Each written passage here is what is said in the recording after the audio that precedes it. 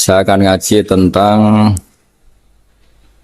betapa mudahnya berbuat baik dan betapa mudahnya bersosialisasi yang jadi kebutuhan sosial masyarakat. Kemudian di saat yang sama sebagai kebaikan menurut Islam. Ini saya baca kitab yang sangat otoritatif, yaitu kitab Sahih Muslim, di mana kita tahu dalam Islam pegangan ahli sunnah wal jamaah, juga pegangan ulama seluruh dunia adalah Al-Kutubus Sittah, kitab 6, diantaranya yang hadis Bukhari Muslim. Di sini ketika Nabi ditanya tentang beberapa kebaikan, yaitu dari pertanyaan ayul a'mali afdol, amal apa yang terbaik, di antaranya Nabi menyebut sekian: iman billah, iman kepada Allah Ta'ala.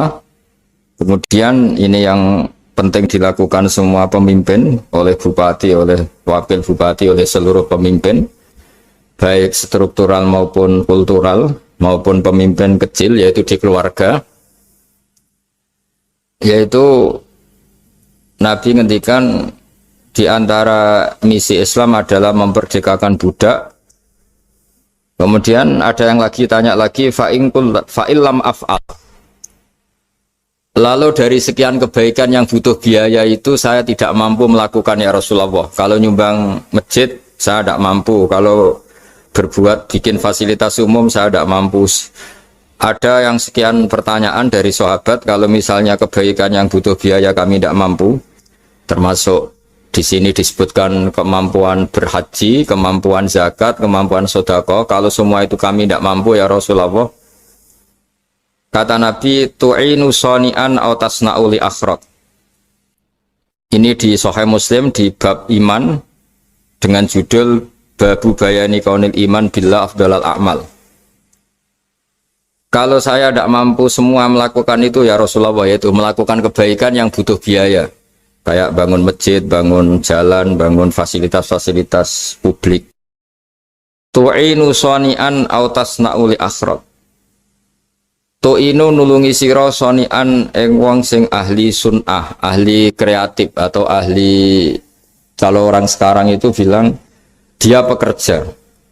Dia pekerja rumahan atau production house atau apa saja. Aw tasna'u li akhraq, atau kamu membantu orang yang tidak punya pekerjaan. Terus sahabat masih tanya, aro'aita indo'iftu an ba'dil amal. Kalau semua kebaikan aktif saya tidak mampu melakukan ya Rasulullah, kebaikan menolong orang lain, kebaikan yang bersifat aktif. Jawabnya Nabi, dan ini pegangan saya, pegangan kita semua, panduan dari Rasulullah SAW, Nabi ngendikan, takufu syarroka anin nas fa innaha shadaqatun minka ala nafsik.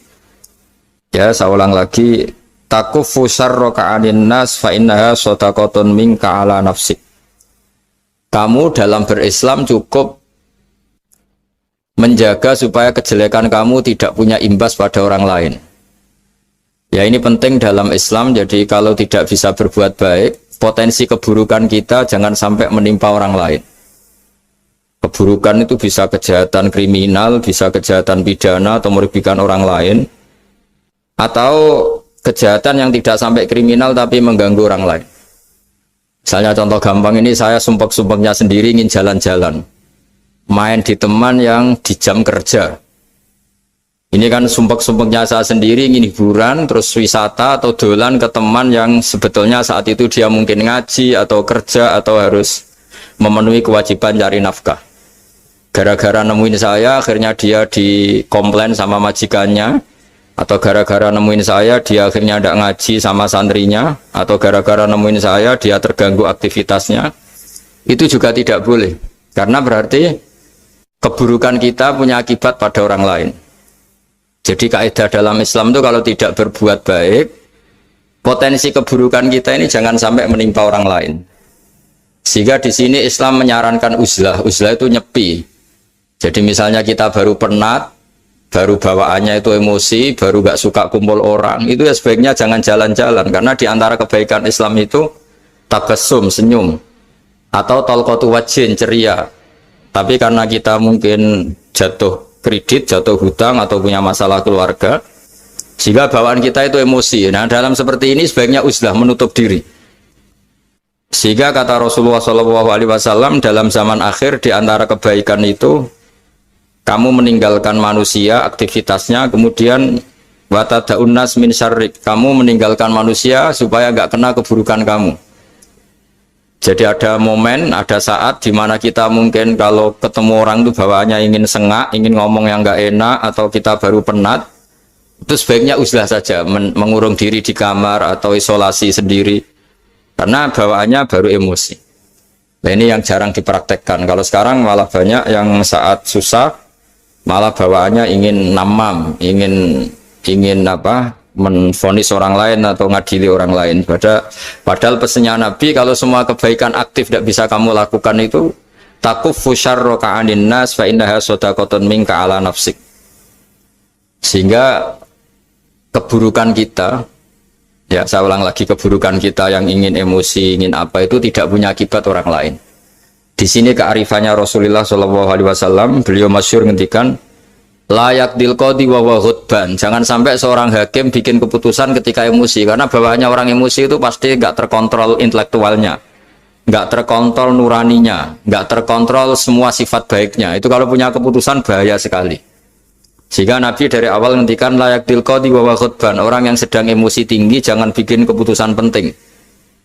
Kemudian oleh ulama diteruskan juga jangan bikin keputusan penting orang yang sangat lapar, atau yang sangat kenyang, atau yang sangat ngantuk, atau yang super sibuk. Jadi hal-hal yang potensi buruk dalam mengambil keputusan itu harus ditinggalkan. Sehingga misalnya bupati atau wakil bupati kalau sedang tidak nyaman dengan suasana apa, nggak boleh rapat kemudian memutuskan keputusan penting. Begitu juga kiai dan semuanya. Nah, ini yang supaya otoritatif. Kenapa saya bawa kitab itu logikanya jelas ya. Kita sebagai dai, sebagai ustadz, atau sebagai mubalek, atau sebagai siapa saja, yang ingin kita wariskan ke umat Rasulullah adalah dawuh-dawuhnya Nabi. Dan kalau kita ngaji tidak pakai kitab, itu sebenarnya umat kita jejali dengan pikiran kita, dengan ide kita. Jangan-jangan ide kita, pikiran kita ini tidak mewarisi pikiran Islam, tapi pikiran kita atau emosi kita. Tapi kalau kita baca kitab, artinya umat ini berhak mendapat apa yang diteladankan dan disabdakan oleh Rasulullah SAW. Tapi kalau kita, itu pasti inginnya itu kita. Misalnya kita Bupati Banyuwangi, mungkin kita akan cerita Banyuwangi dengan asik. Tapi bagi daerah lain, apa urgensinya bagi saya? Begitu juga kalau kita kiai, mungkin kita akan cerita fadhilnya kiai. Tapi bagi orang lain yang keutamaannya jadi pekerja, jadi satpam, jadi guru, jadi pegawai negeri yang adil. Sehingga subjektivitas kita ini akan tinggi. Tapi kalau kita sebagai kiai baca hadis, maka umat ini mendapatkan panduan dari Rasulullah SAW. Nah, dari sekian panduan itu, kata Nabi, jika Anda tidak bisa berbuat kebaikan aktif, maka kebaikan yang harus Anda lakukan adalah potensi kejelekan kamu jangan menimpa orang lain. Makanya saya berkali-kali bilang, saya ini termasuk kiai yang jarang main ke alumni. Karena tadi kadang-kadang alumni itu sudah mau kerja di tempat kerjanya atau mau janjian ngantar anaknya sekolah. Gara-gara ada saya, mungkin semua itu dibatalkan. Sehingga silaturahim itu juga harus dimanage supaya tidak mengganggu haknya orang yang kita silaturahimi. Jangan sampai silaturahim jam 9, saatnya orang kerja, kemudian dia dapat peringatan dari pabriknya gara-gara sering didolani kiainya. Itu kan jadi ribet. Atau kiai karena sering didolani terus tidak ngaji, metu tamu terus. Itu kan jadi ribet. Apapun itu, sehingga orang itu harus berpikir perilakunya itu tidak punya akibat la doror wala diror. Jangan mengganggu dirinya, juga jangan mengganggu orang lain. Ini oleh Nabi disebut takuffu syarra ka'adin nas fa innaha shadaqatun minka ala nafsik. Sifat buruk kamu itu harus dijaga supaya tidak menimpa orang lain, dan itu berarti menjadi sedekah kamu atau amal kamu pada diri kamu sendiri. Jadi ini penting dimaklumatkan ke semua kita bahwa saat kita tidak bisa berbuat baik aktif, misalnya nggak bisa sedekah, nggak bisa menolong orang, setidaknya keburukan kita tidak menimpa orang lain. Nah, termasuk keburukan yang terselubung adalah kita punya pikiran yang menurut kita ini hebat, tapi bagi orang lain mungkin bahaya. Misalnya kita punya pikiran ingin jadi orang kaya raya yang dermawan. Itu artinya kan pikiran baik karena ingin jadi dermawan. Tapi artinya bayangkan orang lain tuh miskin semua butuh derma kamu. Mana mau orang lain kamu bayangkan miskin butuh derma kamu. Orang lain juga bayangkan dirinya kaya gak butuh derma kamu. Itu namanya kebaikan yang subjektif. Kamu ingin jadi kiai yang ngajarin orang banyak. Oke, itu baik. Tapi kan berarti kamu bayangkan orang lain gak bisa ngaji terus kamu saja yang bisa ngaji sehingga kamu yang ngajarin. Ya sudahlah, kebaikan itu udah usah muluk-muluk seperti itu. Jadi apa yang ditakdirkan kita jadi bupati ya jadi yang baik, menolong pekerja-pekerja yang baik. Saya kemarin diceritain banyak oleh Mas Anas aktivitas Pemda Banyuwangi yang menolong banyak orang, juga masyarakat juga saling menolong dan seterusnya dan terusnya. Jadi ini jelas maksud saya supaya bupati dan semuanya pemimpin melakukan kebaikan itu berdasar panduan dari Rasulullah SAW, di mana di antara aturan yang dianjurkan beliau adalah aktivitas kita sebagai manusia adalah tu'inu soni'an au tasna'uli akhraq. Ya, saya ulang lagi, saya ulang teks hadisnya secara lengkap supaya dapat berkahnya Rasulullah SAW. Ada beberapa pertanyaan dari sahabat, ya Rasulullah, jika saya tidak bisa berbuat baik yang berbiaya atau tidak bisa berbuat baik yang aktif, apa yang saya harus lakukan? Nabi ngendikan tu'inu shani'an aw tasna'u li asra. Kamu membantu orang yang pekerja atau kreatif, orang-orang yang kreatif atau pekerja apa saja kamu bantu, dan bantu orang yang tidak punya pekerjaan. Terus ditanya lagi, qultu ya Rasulullah ara'aita in dha'iftu an ba'dil amal. Bagaimana kalau itu pun saya tidak bisa ya Rasulullah? Terus Nabi ngendikan tafuqifu syarraka 'anil nas fa innaha shadaqatun minka 'ala nafsik. Yang penting keburukan kamu tidak menimpa ke orang lain, dan itu bagian dari sedekah kamu. Nah, perlu saya ingatkan ke semua kita lah. Makanya pentingnya membaca umat Islam dengan ilmu usul fikih. Saya berkali-kali bilang, jika ada seseorang tidur, itu jangan kamu baca sebagai tidur yang meninggalkan tahajud, meninggalkan sholat qiyamul lail, meninggalkan wiridan di malam hari. Tapi juga bacalah saat itu dia tidak dugem, tidak maksiat, tidak narkoba. Sehingga barokahnya ilmu itu ada respek pada umat Islam yang tidur. Karena tidur itu juga ada fungsi meninggalkan sekian maksiat, sekian kriminalitas. Tapi kalau kita kulino tidak baca dengan ilmu, maka melihat orang tidur itu ya kayak meninggalkan tahajud, meninggalkan wiridan, meninggalkan qiyamul lail. Sehingga bawaannya kita ini akan kurang respek. Tapi kalau kita membacanya dengan ilmu, orang yang tidur di malam hari, maksudnya ya sudah sholat isya, itu ada sekian potensi maksiat yang dia tinggalkan. Dia tidak ngerasani orang, tidak adu-adu orang di medsos, dia tidak dugem, tidak meninggalkan.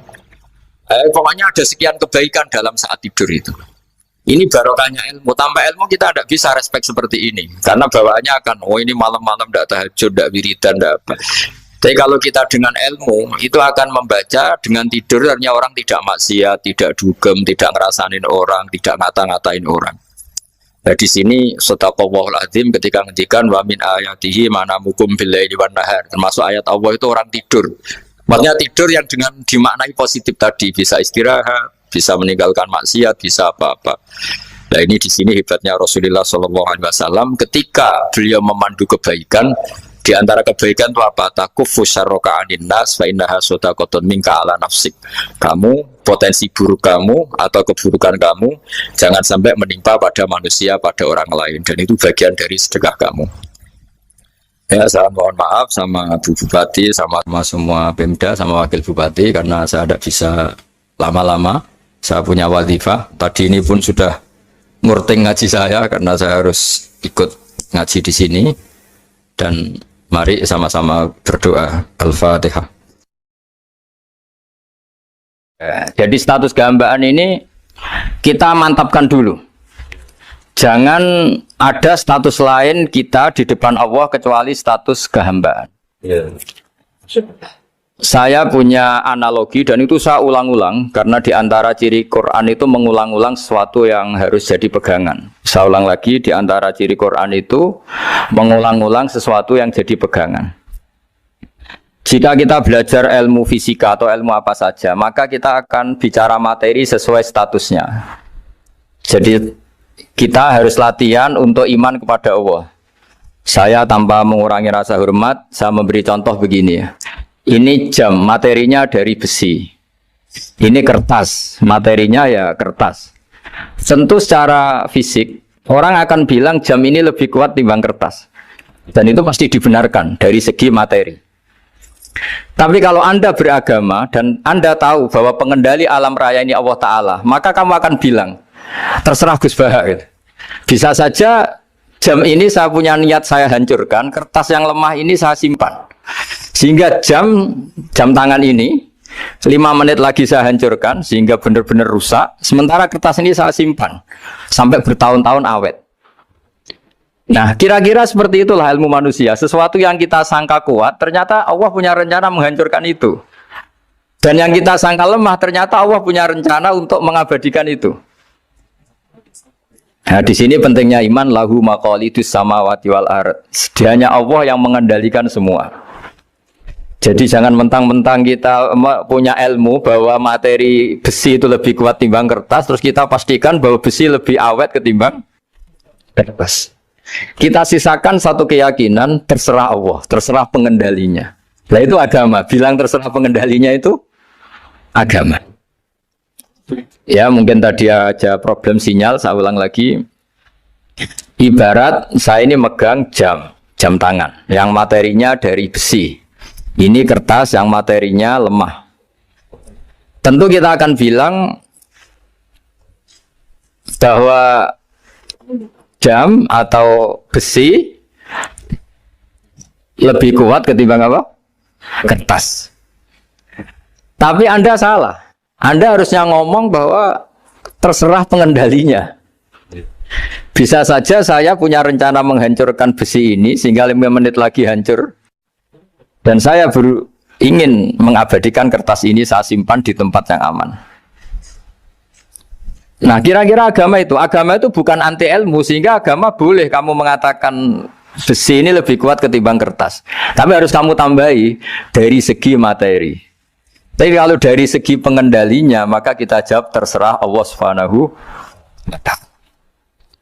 Nah ini di sini pentingnya beragama. Jadi meskipun Mars itu kayak apa kuatnya, bumi, gunung kayak apa kuatnya. Ternyata gunung yang kita kira kuat, ternyata nyimpan magma yang potensi meledak. Yang gunung kecil, yang kelihatan dari pasir kecil yang tidak berdaya, ternyata nggak nyimpan magma, jadi nggak direncanakan untuk diledakkan.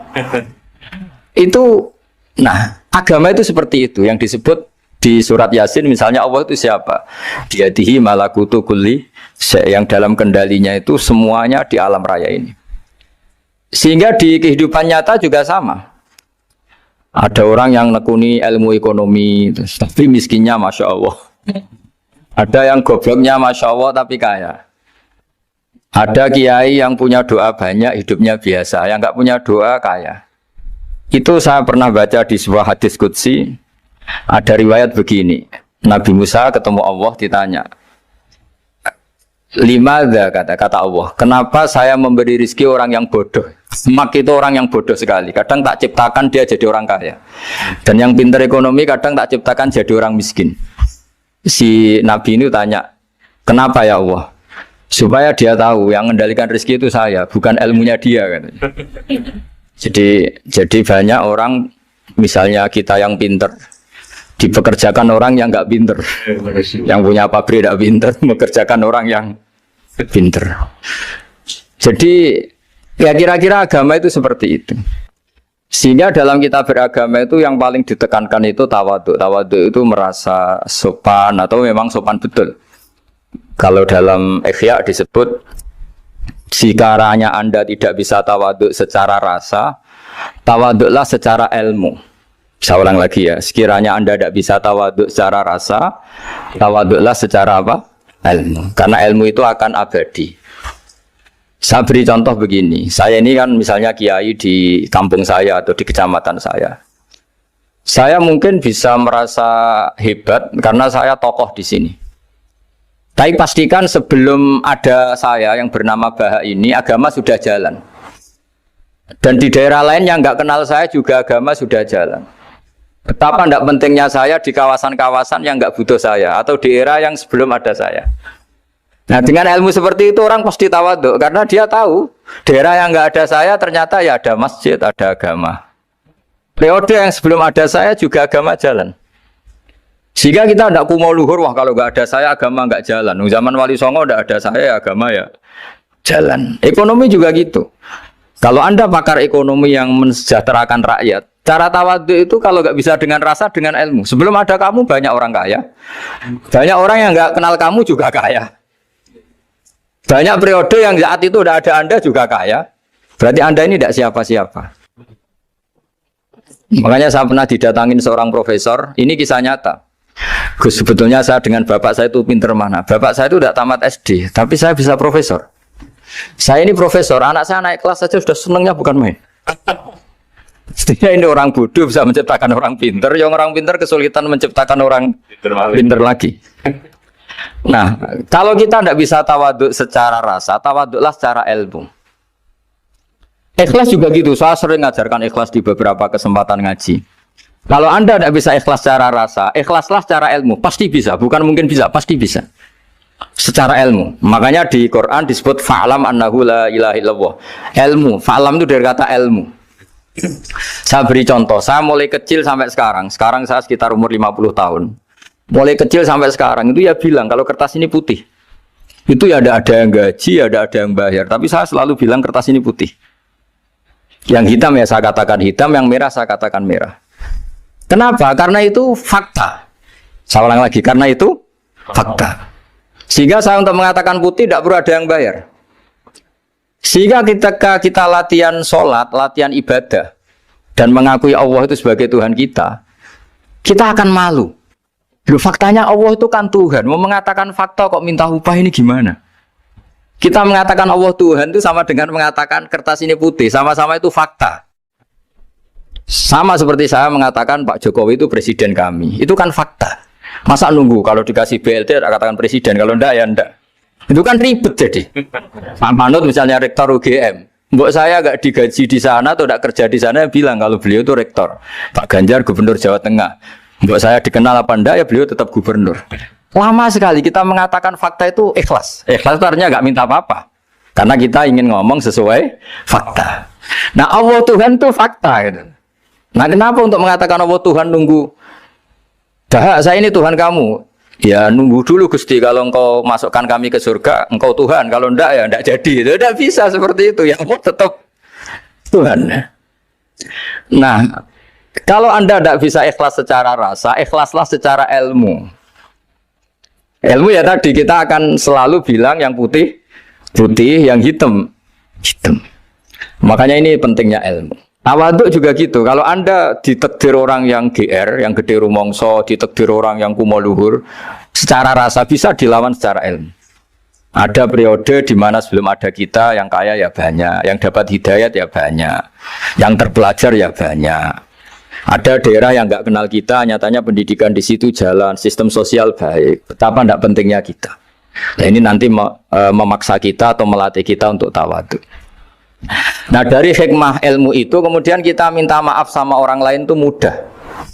Karena kita sadar bahwa adanya kita ini problem. Saya sering digojlok orang-orang kaya. Orang-orang kaya itu ya kadang agak kurang ajar tapi nggak bisa dibantah. Begini, pernah tanya saya gini, Gus, saya ini punya mobil mahal, harganya 2 miliar. Kayaknya yang berak pakai jalan raya saya kan. Bisa, bayarnya pajak saya mahal. Sehingga kayaknya paling pantas saya. Yang naik ontel itu kan nggak bayar pajak. Harusnya nggak boleh pakai jalan gitu sih. Terus saya bilang, mbah-mbahnya yang naik ontel itu pejuang, bapak kamu enggak, kata saya. Kamu enggak warisnya, kata saya. Artinya ada teori dalam kitab hikam itu kitab tasawuf dalam pesantren. Itu kebaikan saja di soal. Misalnya begini, kita ini bangga sebagai urip yang tertib, hidup yang tertib di kantor, di tempat-tempat pekerjaan. Tapi kalau itu semua terjadi, kalau ada kecelakaan di jalan itu nggak ada yang nolong langsung. SAR paling efektif, tim penolong paling efektif itu ya orang-orang nganggur itu. Orang-orang yang di jalan-jalan di perapatan itu kalau ada kecelakaan langsung nolong. Itu nanti ambulan itu yang kedua, ketiga, yang nolong pertama ya orang-orang yang nganggur-nganggur di jalan itu. Ada orang tersesat nolong. Maka ketika seorang sahabat tanya, ya Rasulullah, kalau engkau melarang kita jagongan di jalan, itu kita tidak bisa. Tapi kata Nabi, ya silahkan saja, tapi adu haqqat thoriq, kamu di jalan itu datangkan. Apa itu? Ya kamu bisa amar ma'ruf nahi mungkar. Coba kalau di terminal, di tempat publik banyak orang yang soleh, itu nanti copet ya sungkan. Yang mau jambret ya sungkan, karena yang di situ orang-orang soleh. Nanti yang nggak sholat juga sungkan, karena yang di situ banyak yang sholat. Jadi kenyamanan orang pergi jauh di tempat-tempat sepi itu ya barokahnya orang-orang nganggur terus ngaji, wah nengkono masih rame, ada orang yang di perapatan, di pertigaan. Bayangkan kalau ini orang-orang soleh, pasti itu nyaman. Karena wilayah publik dihuni orang-orang yang soleh. Tapi orang pasti bilang itu nggak tertib. Kita inginnya hidup ya tertib di kantor atau yang suka di masjid, di masjid. Tapi kalau itu terjadi, itu nggak ada tim SAR gratis yang setiap saat kalau ada orang kecelakaan nolong. Makanya dalam makalah hikam itu paling masyhur diantaranya itu manusia itu siapa? Manusia itu mangkanat mahasinuhu masawiya, fakih falatakun masawihi masawiya. Manusia itu orang yang saat baik saja ada salahnya, apalagi masalah. Jadi kalau kamu punya toko lagi laris dan saat laris itu Anda ngerumat keluarga Anda melakukan kebaikan pada keluarga Anda, pasti ada toko lain yang termahjubkan, yang tersingkirkan. Makanya saya pernah diskusi sama kiai besar, guyonan sama saya. Kita kalau kiai besar sebaiknya kalau diundang di musala kecil datang apa enggak? Kata kiai yang satu, jangan datang Gus, itu jatahnya kiai kecil. Terus kata yang satu, datang Gus sebagai bukti tawaduk bahwa kita kiai besar pun mau diundang yang kecil. Akhirnya kita ini ya kadang datang kadang enggak, karena kadang kita enggak datang supaya jatah rezeki kiai kecil enggak terambil. Kadang ya mau datang supaya dikira tawaduk. Makanya kalau seorang profesor sering turba di bawah itu ya kasihan yang S1, SPDI itu kan nanti nggak jadi bintang kalau profesornya sering turun. Kalah terus itu. Jadi kadang-kadang itu orang itu harus berpikir secara ilmu, jangan rasa terus. Jadi itu ilmu. Jadi semua yang kebaikan yang kita lakukan itu secara ilmiah bisa diperdebatkan. Ada orang senang ngomong serius supaya bangsa ini maju. Tapi bapak saya itu pesan saya, kamu kalau ngiyai itu jangan sering ngomong serius kan. Masyarakat sudah capek mikir utang, mikir keluarga. Begitu sowan kiai dijak ngomong serius lagi nanti capek kan. Sehingga kiai dulu itu kalau ketemu orang ya guyon terus. Karena tahu masyarakat sudah capek. Sudah banyak yang takut tanggal kredit gitu. Sudah takut tanggal kredit, takut problem sowan kiai diancam neraka lagi, itu kan ketakutan berkali-kali. Jadi makanya ini kan kebaikan itu dievaluasi karena kita tidak nabi, tidak wali. Jadi kalau kata hikam itu apa yang Anda kira baik itu ada masalah, apalagi sedang masalah. Saya sering cerita ada orang suami istri harmonis sekali. Itu tanyakan ibunya, pasti mulai gak peduli dengan ibunya karena terlalu harmonis dengan istri. Tapi itu pasti bukan mungkin lagi. Jadi jangan tanya istrinya, tanya ibunya. Oh, jok nikah lupa saya. Ngalor ngidul sama istrinya. Tanyakan temannya. Wah, itu jok nikah lupa temennya. Tapi yang baik sama teman, tanyakan istrinya. Jatah belanja untuk ngopi. Begitu terus itu. Jadi siklus sosial itu.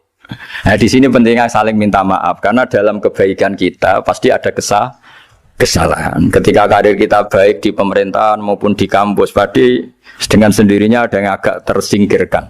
Meskipun itu sudah hukum alam, tapi apapun itu kita harus minta maaf. Makanya banyak, saya sering cerita berkali-kali, dulu itu ada dua nabi yang seangkatan. Itu luar biasa debat ilmiahnya, tapi debat baik. Mulai dulu ya ada polemik itu ya mulai dulu ya ada. Yang Nabi Yahya itu suka berkawan orang-orang soleh. Kalau ditanya kenapa kamu berkawan orang-orang soleh, ya enak lah, karena berkawan orang soleh. Yang Nabi Isa sering berkawan orang-orang yang nggak jelas. Ditanya, kenapa anda suka berkawan orang-orang yang nggak jelas? Innama ana tabibun udawil mardo. Nabi dan kiai itu ibarat dokter, ya tentu menyembuhkan yang sakit. Kalau anda seorang dokter pasti neliti daerah-daerah pandemi, masa neliti daerah sehat? Nah, jadi dulu bapak wasiat ke saya gitu, kau nak jadi kiai kau bengkel, jadi kiai itu kayak bengkel. Kalau nggak siap dadani orang nggak jelas ya jangan jadi kiai kan. Itu ya, tapi kan masalahnya kita sendiri solehnya pas-pasan, takut terkontaminasi. Jadi yang jelek bukan jadi baik, kita yang baik jadi jelek. Nah itu kan mulai dulu ya polemik sejauh mana kita punya kekuatan untuk tidak terpengaruh yang negatif. Yang negatif terpengaruh kita menjadi positif. Jadi ini cerita-cerita sawalan bahwa dalam kebaikan kita itu ada kesalahan. Maka kita tetap istighfar, tetap saling minta maaf. Dulu bapak saya kalau diceritain ada seorang kiai sampai sepuh jadi imam masjid, istiqomah sekali. Dulu bapak saya itu guyu. Ya istiqomah, tapi wong liya terus iso dadi kader. Jadi calon-calon kiai ini sudah putus asa karena nggak pernah punya kesempatan jadi imam. Jadi di balik istiqomah itu ya ada memahjubkan orang lain. Makanya alhamdulillah di Indonesia itu ada pegawai pensiun. Kalau enggak habis itu. Karena yang anyar-anyar itu mesti ini kurang pengalaman, ini kurang senior. Tapi baru kan ada pensiun kan gantian. Tapi masalahnya di dunia kiai itu udah ada pensiun. Tambah sepuh tambah mantap, tambah sepuh tambah mantap. Nah itu sebaiknya ya mulai mundur-mundur sedikit dari imam masjid itu. Ya nyari-nyari yang lain lah supaya ada kaderisasi, ada. Jadi intinya itu di balik kebaikan yang kita lakukan pun itu ada masalah sehingga kita butuh istighfar. Di sini pentingnya dawuhnya para wali-wali, dulu ada istilah wastighfaruna yahtaju ilal istighfar. Ketika kita minta maaf, sebetulnya minta maaf sendiri itu butuh minta maaf lagi. Minta maaf lagi itu butuh minta maaf lagi. Misalnya saya dengan Mas Hilmi ini akrab, pernah pakai uangnya misalnya. Itu kadang kita bayar itu malah tersinggung, kok kayak orang lain saja bayar. Minta maaf juga gitu, kalau kamu punya teman akrab terus minta maaf resmi itu tersinggung. Kayak wong liya ae jaluk sepuro. Jadi kadang jaluk sepuro itu malah masalah. Itu kan sama, kamu punya teman akrab terus kalau mau main assalamualaikum, saged masuk napa boten? Angsal boten. Boleh enggak main. Itu mesti teman kamu tersinggung. Kok kayak orang lain saja. Artinya ketika Anda merasa benar karena protokoler ketika masuk ke teman, ternyata itu salah. Teman kamu maunya enggak protokoler karena sudah akrab. Tapi ketika kita merasa akrab, ternyata selonang-selonang dianggap problem, kita tidak pernah tahu. Nah di sini kata ulama-ulama, minta ampun itu kebutuhan manusia, karena dalam kebaikan kita pasti ada kesalahan. Makanya disebut wastighfaruna yahtaju ilal istighfar. Kita selalu diajari Rabbana dzalamna anfusana, ya Allah, kita ini selalu mendolimi diri kita sendiri. Jadi saat kita baik pun ada unsur kesalahan. Yaitu tadi, kalau Anda jadi orang pasti ada yang termahjubkan. Kalau Anda kiai besar atau profesor atau pejabat turun ke bawah, ya kalau gubernur turun terus ya bupati gak jadi bintang. Kalau saya kiai besar misalnya turun terus ya kiai kampung itu ya kasihan. Saya pernah diundang Manakipan tidak datang itu kiai kecil bilang matur nuwun Gus gak teko. Aduh iwake gak untuk saya katanya. Barokahnya saya ada itu lucu ya, matur nuwun betul. Matur nuwun Gus jenengan gak dugi jadi. Akhirnya jatah besarnya untuk saya. Nah, tapi yang punya rumah komplain. Gus udah ngeratau teko PP aku wong cilik. Nah ini saya harus mendahulukan versi Soibul Bait yang punya rumah apa versi Kiai yang termahjubkan. Artinya pilihan apapun saya harus istighfar karena ada saja unsur salahnya. Ya makanya ini kan, makanya ya saya minta UGM juga saya sering undang saya terus, nanti dikira karena kampus besar Gus Bak mau juga keliru lagi. Kalau 1-2 kali mungkin boleh, kalau keseringan ya nggak boleh, nanti itu dikira saya maunya hanya sama kampus besar, padahal saya sama RT ya sering datang juga. Nah ini yang terakhir saya bacakan teks otoritatif sebagaimana janji saya. Kata Rasulullah SAW di sebuah hadis. Ini terakhir nanti supaya nggak lama-lama, saya juga punya wadhifah. Ada orang itu punya hutang. Hutang itu ya hutang, memang hutang. Singkat cerita orang itu tidak bisa bayar sampai akhirat. Dan aturannya Allah, orang yang punya hutang tidak bisa bayar ini harus diaudit, harus diselesaikan di akhirat. Kalau tidak bisa diselesaikan di dunia, diselesaikan di akhirat. Walhasil akhirnya di akhirat itu ditagih dan tidak mampu bayar. Karena di akhirat sudah tidak ada kredit, tidak ada ATM, tidak ada apa saja. Terus kata Allah, solusinya kebaikan kamu dikasihkan yang ngutangi. Ternyata kebaikan dia tidak cukup juga. Bayarnya apa? Kejelekan yang ngutangin dikasihkan yang utang. Kayak apa celakanya? Kebetulan yang ngutangi salahnya banyak, ini kan repot. Tapi Allah itu tidak suka kalau ada orang mukmin yang satu saudara kemudian masuk neraka karena saudaranya ini. Kata Allah, jika ini masuk neraka berarti disebabkan komplain atau ketidakikhlasan temannya yang mukmin. Masa orang mukmin menyebabkan mukmin yang lain masuk neraka? Allah tidak ingin. Makanya diantara nikmatnya beragama itu ukhuwah, persaudaraan. Baik persaudaraan atas nama iman atau atas nama kebangsaan atau atas nama kemanusiaan.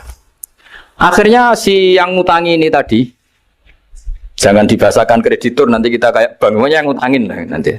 Ya bahasa gampangnya yang ngutangin, karena tidak semua orang ngutangnya sama bank. Sama Allah ditunjukkan satu surga yang luar biasa. Nanti tak baca teks Arabnya ya, supaya dapat berkahnya bahasa Arab. Terus saking mewahnya surga itu, si yang ngutangin tanya, ya Allah itu untuk nabi siapa? Karena semewah itu pasti untuk kelas nabi. Atau untuk wali siapa? Katanya, terus kata Allah, sabda Allah, untuk siapapun yang mampu membeli. Lalu siapa yang bisa membeli surga semewah itu? Kamu bisa. Terus, dengan apa ya Allah? Kamu mengampuni teman kamu itu. Kamu bebaskan dari utangnya. Nanti tak kasih surga itu. Terus, akhirnya sama Allah, kata orang itu, ya Allah saya bebaskan. Ya sudah, kamu berdua masuk surga. Karena Allah tidak ingin ada kasus aneh. Dua orang mukmin ini kan bersaudara. Masa bersaudara kemudian yang satu menjadi penyebab masuknya neraka karena ini tidak mau memaafkan. Artinya kalau kita syawalan itu harus benar-benar mau memaafkan, karena kalau tidak Anda menjadi penyebab teman kamu masuk neraka. Jadi kita janganlah jadi orang mukmin yang menjadi problem bagi saudara kita. Jadi makanya saya itu berharap ada wali utang saya terus tidak bisa bayar, karena ini masih dibela-belain Allah ini. Karena Allah nggak ikhlas kalau ada walinya masuk neraka. Jadi kalau ada wali utang kamu, itu utangin saja, doain nggak bisa nyaur, no? Nggak bisa bayar. Nanti ini akan dibela-belain Allah di akhirat. Karena wali ini nggak pantas masuk neraka. Ya, jadi kalau ada wali utang kamu mau bayar, sudah Anda tidak usah bayar, nanti di akhirat saja.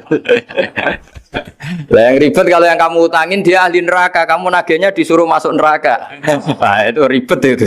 Sudah utang dia ahli neraka.